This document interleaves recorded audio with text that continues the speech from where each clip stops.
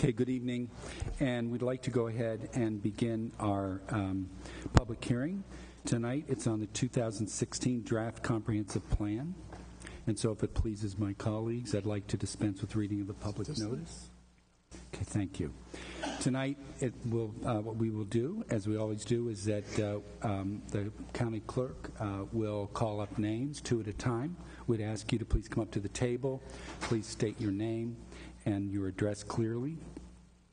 With the number of people speaking tonight, we'd appreciate if your comments are brief to the point, and that everybody understands now that your testimony is limited to 3 minutes, and that's for everybody. We would certainly hope that as you make your testimony, that it sticks to the content, that you not personalize your comments, either complimenting or criticizing individuals. That would be very much appreciated. It's also very clear that tonight's a public hearing. So we're very interested in getting your opinions and your thoughts and comments regarding the plan that was forwarded to us by the Planning Commission. So what that means is we will not be entertaining questions. We will not get into discussion about regarding your testimony. As you know, we have the right to extend the time frame or to continue to the hearing to another date, but that's certainly not our intention tonight. So with that, I'd like to go ahead and begin the public hearing.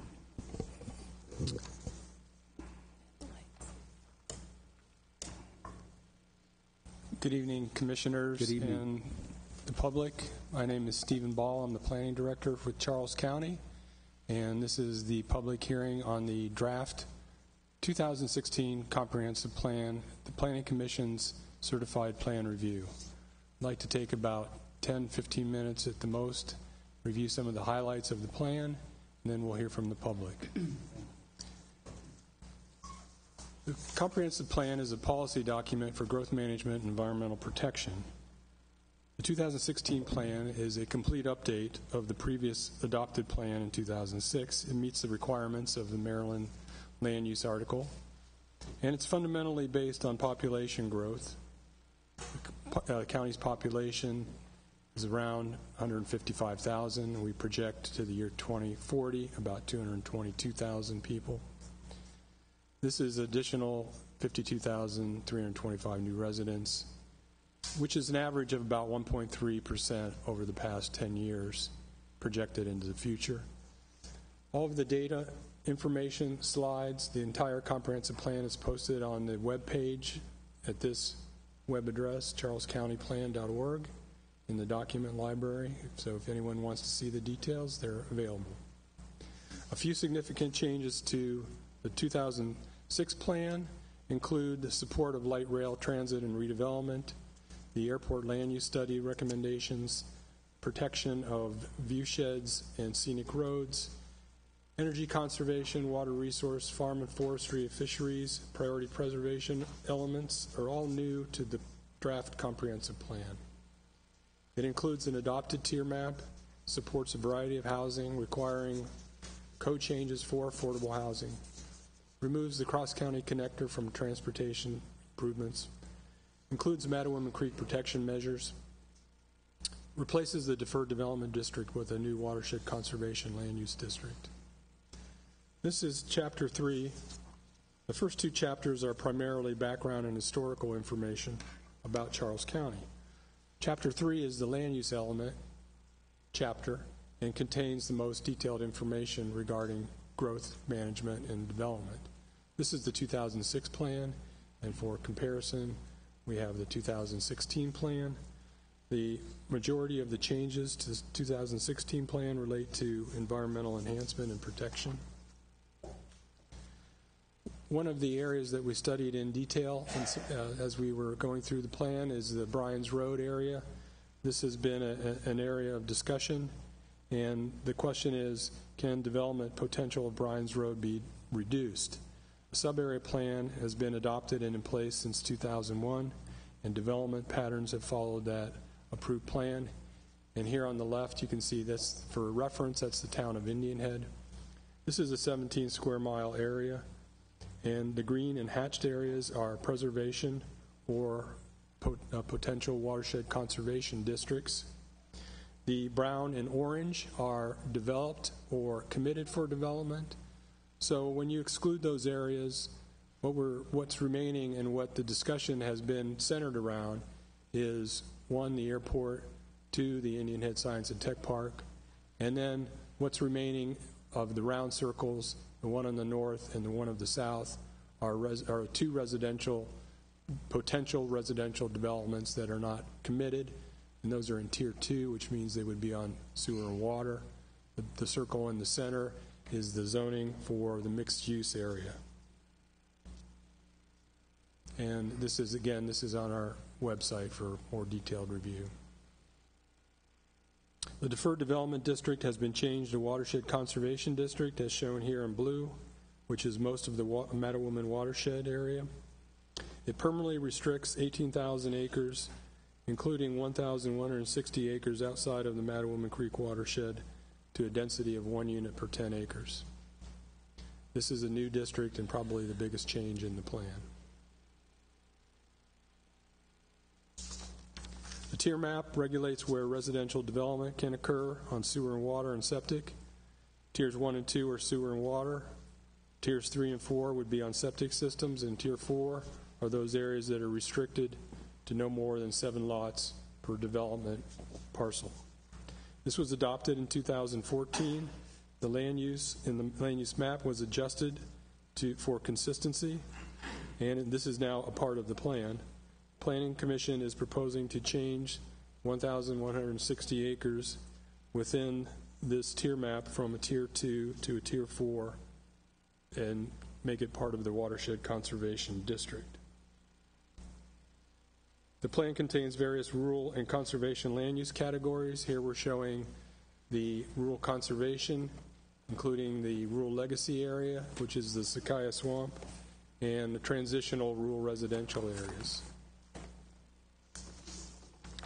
Agricultural conservation is also a part of the rural land use categories, and shown in this diagram, and then in the Nanjamoy area and in the southern Cobneck part of the county. Moving on to some other chapters, Chapter 4 is a water resource element chapter, and it is a policy framework for managing drinking water supplies and pollution controls. It synthesizes ongoing work in our Planning and Growth Management Department related to Watershed Implementation Plan and the National Pollution Discharge Elimination System. And it provides alternatives on the best, least impactful alternatives of land use. Chapter 5 is for natural resources. These are the areas that are inventoried and summarized within the plan.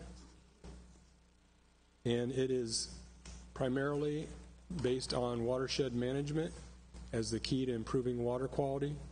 It recognizes our land preservation programs, such as the Rural Legacy and the Maryland Agricultural Land Preservation Foundation. It also looks into sea level rise and buffering requirements and supports a transfer of development rights.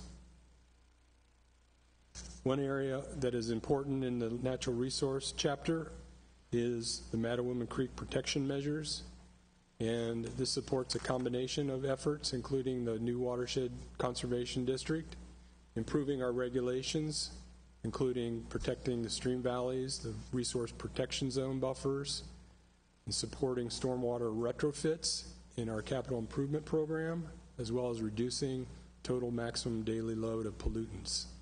It implements the Watershed Improvement Plan, and the net result of all of these actions and policies should yield an overall impervious surface to build out of less than 10% to preserve the Mattawoman Creek. This was affirmed by the Department of Natural Resources last week. Chapter 6 is energy conservation, which is a new chapter. It includes a countywide energy use baseline information and advocates studying that and continuing that work into the future to measure how we're successful in conserving our energy for the county. Chapter 7 is economic development. It's a broad-ranging chapter and includes commercial and industrial, mineral extraction, tourism and the arts, telecommunication, and broadband. The plan includes all of the employment and commercial areas previously in the plan. It does support the Indian Head Science and Tech Park. and recommends some other economic development studies for land use. Chapter 8 is the transportation element, and it includes traffic volumes and patterns over time, supports a multimodal system of cars, light rail, bus, pedestrian, and bike systems, promotes our transit corridor, which is shown here. These circles on the map indicate quarter-mile walking areas to the future potential light rail stops. Chapter 9 is community facilities and services. It covers schools, parks, emergency services, libraries, solid waste, and provides a variety of tools for providing and timing of facilities.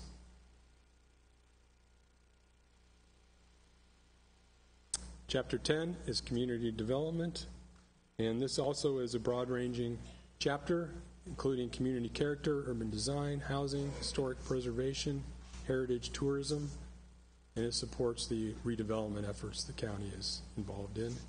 It also defines the roles and functions of villages, the size and the development character, supports the sub-area planning effort for a new development potential of Potomac River crossing at Aqualand and Newburgh, and includes information on scenic roads, landscaping, and the preservation of the Mount Vernon viewshed. The last chapter is Chapter 11, Agriculture, Forestry, and Fisheries. This is the outcome of the 2014 Tier Working Group. And the major policy here is the agricultural, forestries, and fisheries are a core targeted industry, essential for job creation and the future of quality of life. It also recommends enhancing our purchase of development rights program, establishing a loan fund for and revising the transfer of development rights. And this is the area that has been recommended in the Cobb Neck area of the county for a priority preservation area by the Agricultural Preservation Advisory Board and the Planning Commission. So that's a very quick summary. And again, you can see all this in detail at our comprehensive plan webpage. And now I'll turn it over for public comments. Thank you. Thank you very much.